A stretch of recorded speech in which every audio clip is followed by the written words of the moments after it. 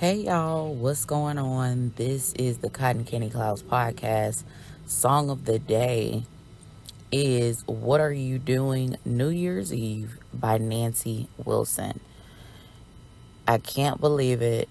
I can't believe how wired I am, first of all.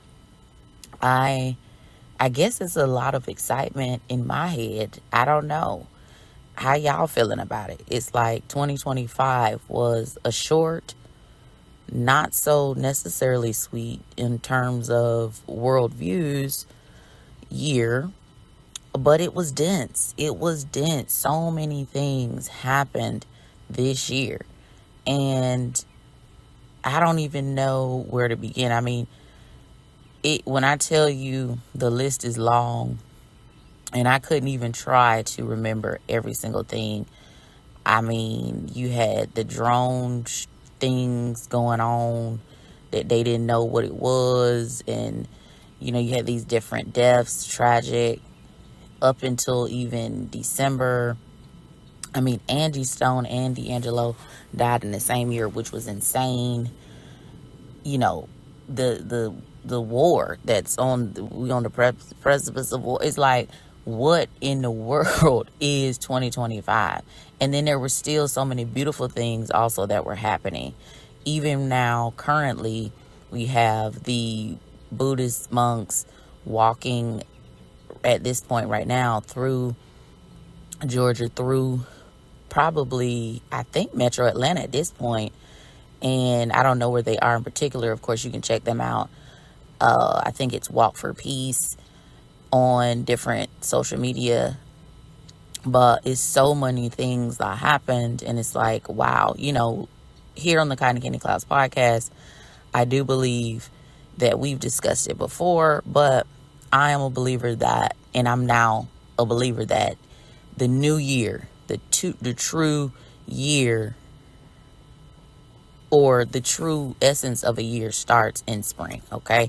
And so that's when we'll really celebrate the new year, I guess, for us on the Cotton Candy Clouds podcast. But yes, it's ceremonious. It's great for the collective to still celebrate and honor the calendar year. So the new calendar year, happy new calendar year.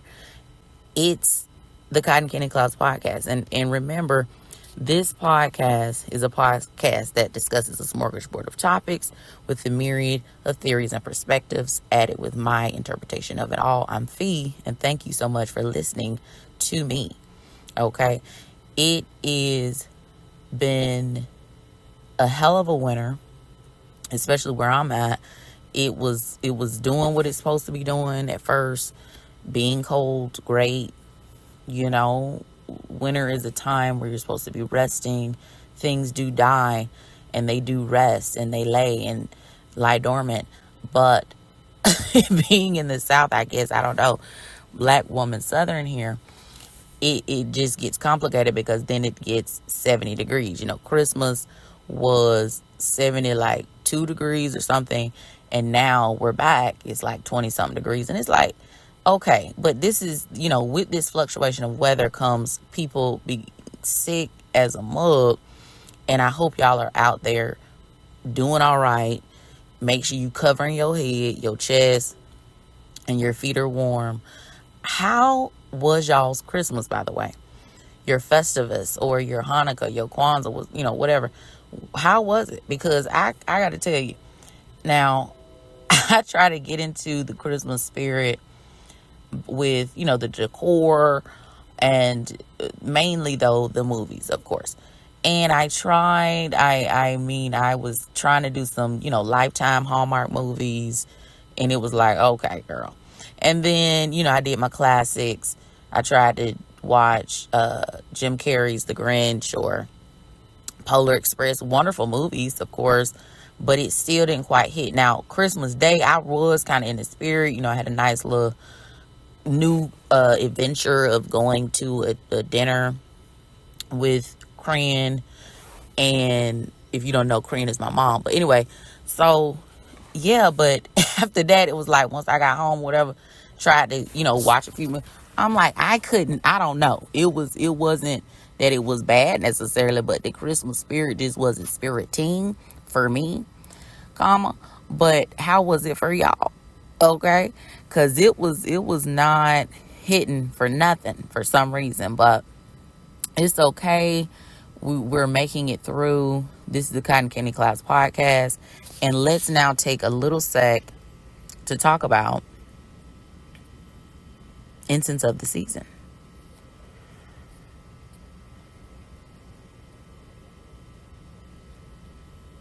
Incense of the season is pine.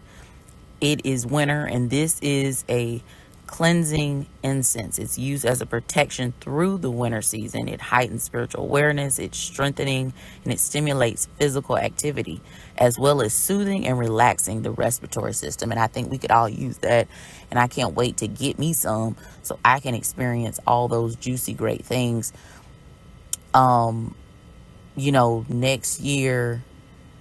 Next year, in a day, we will have a new book of the month and a new incense of the month. And I'm excited for the book of the month because, we've had a few book to screen books. And so I'm excited about this particular book that's coming up. But what I wanted to talk about is the plans for the new calendar year, but also just trying to ensure that I am embodying the season of winter. I feel like people are lost on the fact that winter, again, is a season of rest. It is a season of preparation, of relaxation, and you're not really supposed to be doing a lot. And I think culturally speaking, at least in the United States of America, people usually are moving around. They're working. They're doing different things.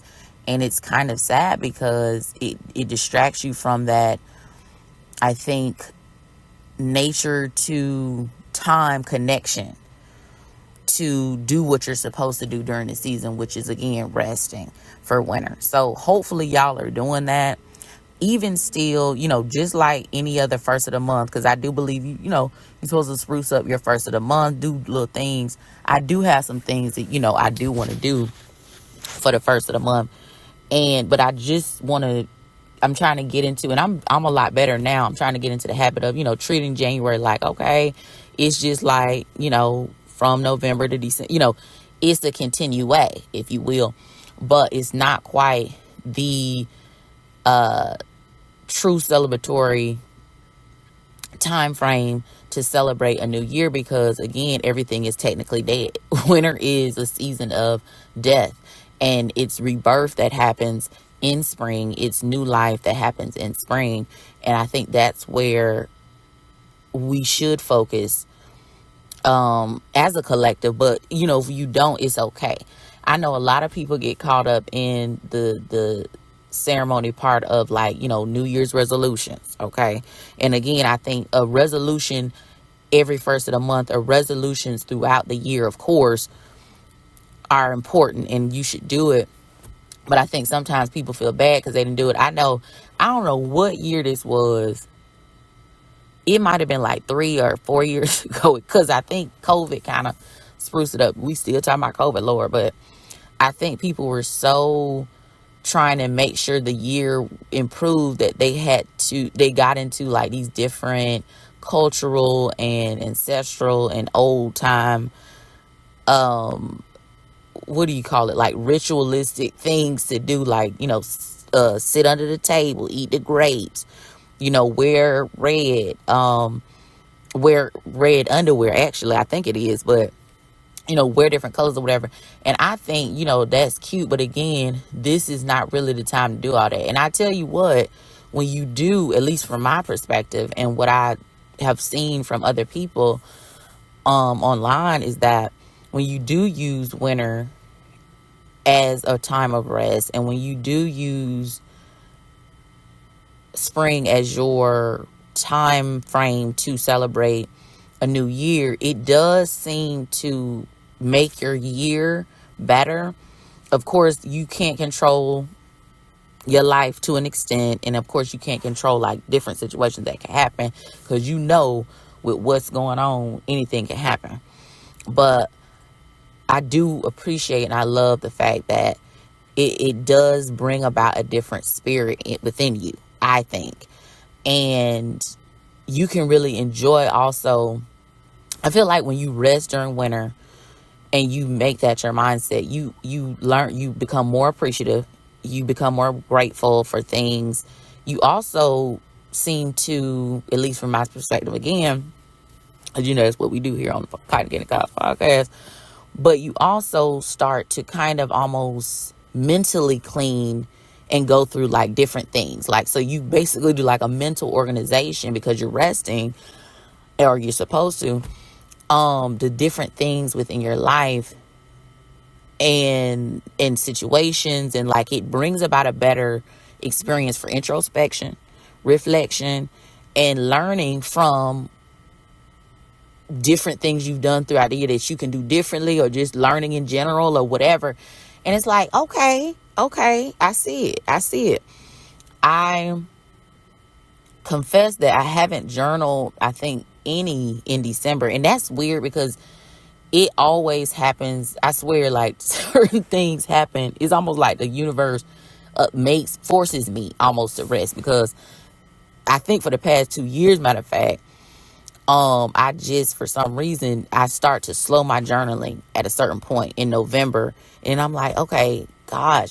And there's this, because I've trained myself over time, like, no, you got to do it. You got to journal, but it's like, no, just hold on. And then, pick back up in January. And I naturally do it, and it's like, wow, okay. So maybe that's just the universe trying to tell me to sit the hell down. Now, again, I still have a lot of excitement for the new calendar year. I don't know what's going to happen. Hell, we could explode. They done said we going to have different stars and things falling out of the sky. It's always something, Lord, up in this world to know. But even still, I do have, I don't know, some weird excitement. I know I need to be asleep right now, but I just had to get this out, get the pod out. I don't know if you have been listening before, but usually if I do like an end of the year or end of the calendar year episode, it usually is short and sweet, because I'm like, okay, we're really just reflecting. We're not doing too much. It's not a lot going on. It's not supposed to be like a book of the month and things like that to get into and discuss. But I'm trying to think. There was something. Okay, so one of the things that I did want to talk about was word of the day. And it is meliorism. Meliorism, Meliorism, is a noun, and is the philosophical belief that the world isn't inherently perfect or doomed, but can be made better through human effort, action, and intentional improvement, viewing setbacks as challenges and finding purpose in positive change. And to me, I believe that meliorism embodies December wholly.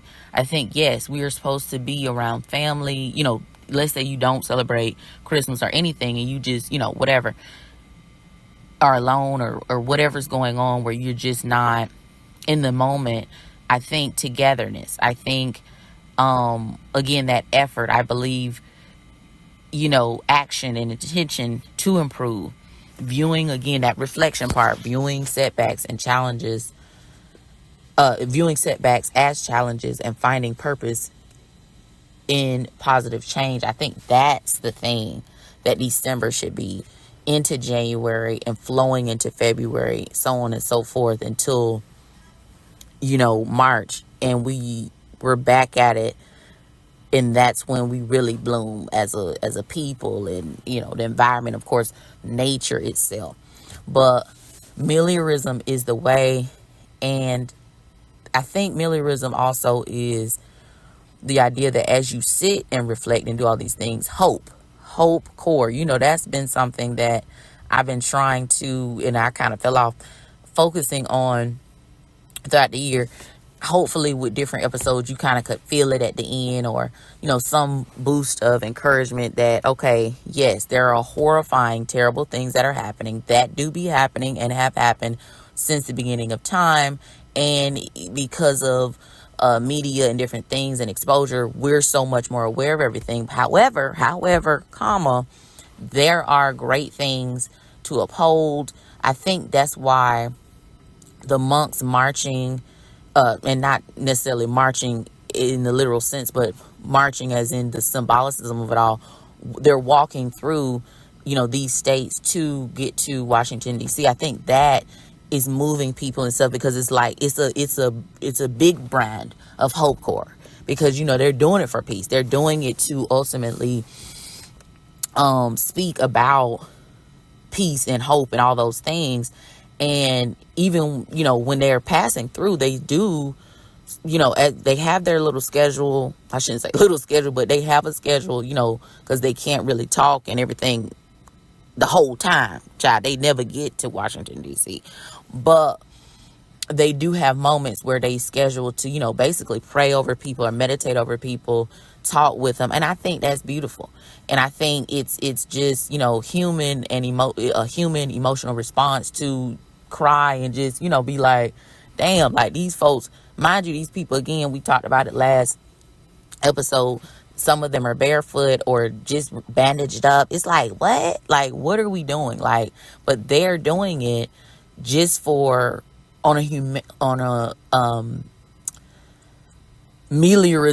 melioristic front, if you will. And so I love that, and I hope you're watching it, and I hope that you're keeping up with it, because it really is moving. And it's also moving to see how much people are paying attention. Now, mind you, this is something, they don't do all the big stuff now. There's no pomp and circumstance. Of course, they have the media, social media, to track their efforts. But in general, like, like a commercial or something, like if Publix tried to do something like this, or just a march or a marathon or something, it's going to be commercials, newspaper ads, or what have you. I'm aging myself, newspaper ads, but they would have something out. You know what I'm saying? For the masses would know. This is really word of mouth, that people are like, oh my God, the monks are walking, and it's just like, it's beautiful, because you really get to see, like, people are coming together. People you think wouldn't, want to stand by the road and see these people walking through, they're there. People who you don't even look at, they're there. And it's like, wow. And they're all together. So that means you're with other people, looking at another group of people doing this thing for this call, Hopecore. And it's like, this is what Meliorism is. You know what I'm saying? And that's what I'm saying. Like, that's the theme, not only for December, but that's going to be the theme, really. Let's just say that's the theme for 2026. Okay. Meliorism is the theme for 2026. This is what we have to do. And I mean, we've talked about this with the list of things you can do with the world while the world is burning, and we'll get more in depth too with that, because I have some more things that I added to the list, and also some more details, because there's so many things that you can be doing, and it's not, none of the things are distracting. They're all there to basically feed into you, and it can ultimately feed into your community and outwardly, etc. And again, it's the meliorism of it all. You know what I'm saying? And I love this, what they're doing, and it kind of really just puts everything into perspective, that there is hope that people can come together for something good, because we can come together. People come together to mourn, to be outraged. We've done that, fervently throughout 2025. My goodness. I mean, y'all remember they shut down the government. Like, it's so many things, but people can also come together to look at people doing something amazing, sacrificing, together. We're all watching this, and we're happy, and we're emotional, and we're feeling motivated ourselves to do things also to help. Not motivated to work, and slave, but work, be motivated to inspire others or do different projects that help others. And that's also a thing that's big and just amazing Hopecore itself. Now, lastly, I do want to say quote of the day. Now, I think that it's so ironic that the quote of the day is an isolated quote, as quotes are sometimes. And so even with it being isolated without context, it's funny that it's coming from Charles Bukowski, because he would be considered like, probably a pessimist. But quote of the day is, death is not the problem, waiting around for it is.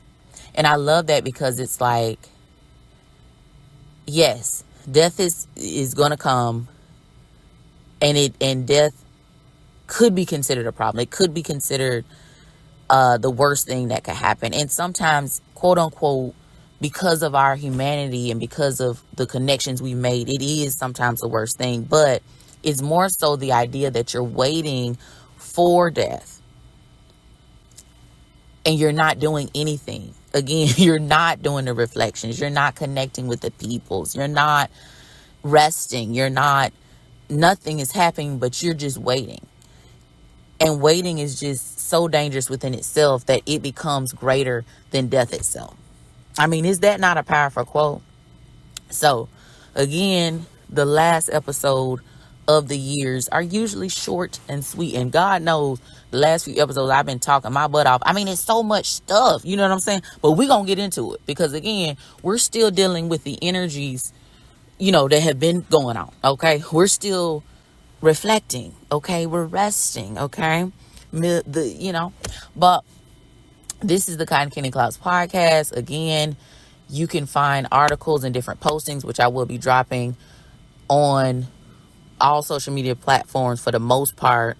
And there's even one that I'm not going to even talk about. I'm not even going to, because I said I wasn't going to do it, but I might have did it. Whatever. We'll see. We'll talk about it. We'll talk about it later. But for now, thank you so much for listening to the Cotton Candy Clouds podcast. It's been a pleasure. I'm excited for 2026 with everything that's happened. Hurrah, hooray. Cheers to Meliorism and cheers to Hopecore. And I'll see you on the other side. It'll be, I think, it's going to be the Monday after next that the next episode will drop. As again, we're resting. We're going to give it, let's get into 2026 first before we start talking about things. But of course, I will be posting the new book of the month and the new crystal of the month, if you're into that kind of thing, on the first of the month, which is tomorrow. So you'll at least know those things. All right. Thank you so much for listening again. This is Fee. When your head is in the clouds, there's always something sweet to think about.